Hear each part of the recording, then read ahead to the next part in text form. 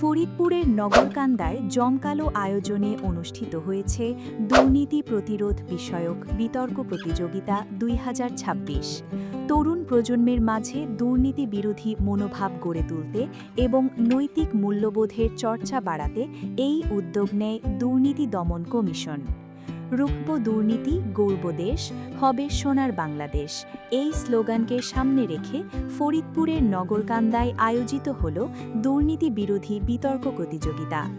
অনুষ্ঠানে উপজেলার বিভিন্ন শিক্ষা প্রতিষ্ঠানের শিক্ষার্থীরা অংশ নিয়ে দুর্নীতির কুফল, সুশাসনের গুরুত্ব এবং নৈতিকতা প্রতিষ্ঠার পক্ষে বিপক্ষে চমৎকার যুক্তিতর্ক উপস্থাপন করেন। অনুষ্ঠানে প্রধান অতিথি হিসেবে উপস্থিত ছিলেন নগরকান্দা উপজেলা নির্বাহী কর্মকর্তা সাইফুল ইসলাম।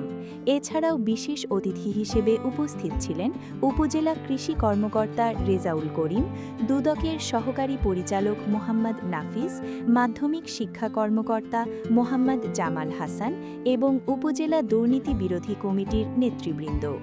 বক্তারা বলেন, একটি সমৃদ্ধ ও দুর্নীতিমুক্ত রাষ্ট্র গঠনে নতুন প্রজন্মকে সৎ, সচেতন ও দায়িত্বশীল নাগরিক হিসেবে গড়ে তোলার বিকল্প নেই। এ ধরনের আয়োজন শিক্ষার্থীদের মাঝে দেশপ্রেম ও জবাবদিহিতার মানসিকতা তৈরিতে গুরুত্বপূর্ণ ভূমিকা রাখবে। বিতর্ক প্রতিযোগিতা শেষে বিজয়ী বিতার্কিকদের মাঝে পুরস্কার বিতরণ করা হয়। আয়োজকেরা জানান, সমাজ থেকে দুর্নীতি দূর করতে এমন সচেতনতামূলক সামাজিক আন্দোলন ভবিষ্যতেও অব্যাহত থাকবে।